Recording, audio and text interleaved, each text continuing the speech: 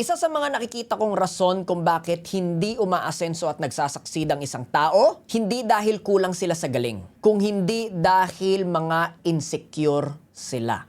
Kaya kung ikaw, feeling mo, may kakilala kang insecure o baka mamaya ikaw na yan, pakinggan at panoorin mo ito.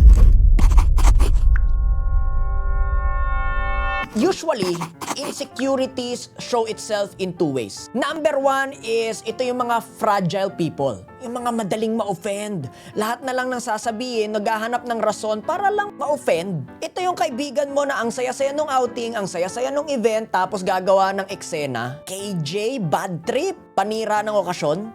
May kilala kang ganyan? Konting feedback, offended. Konting pressure, nagko-collapse. Laging defensive, laging may excuse. They avoid challenges because they're simply scared. Kaya alam mo, yung insecurity na yan ang pumipigil sa pag-asenso. Kailangan gamutin. Diba? Number 2 na nakikita kong rason kung bakit hindi umaasenso ang isang tao is because sila ay insecure at ipinapakita nila to sa pagiging arrogante.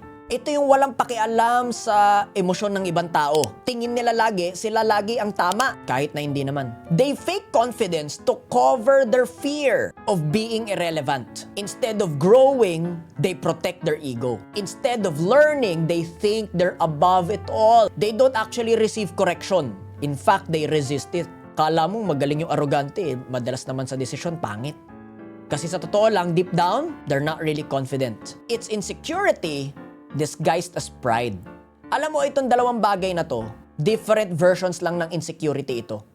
Pero yun pa rin talaga ang root. Now, bakit natin kailangan pag-usapan ito? Because insecurity that is not actually confronted will eventually sabotage itself.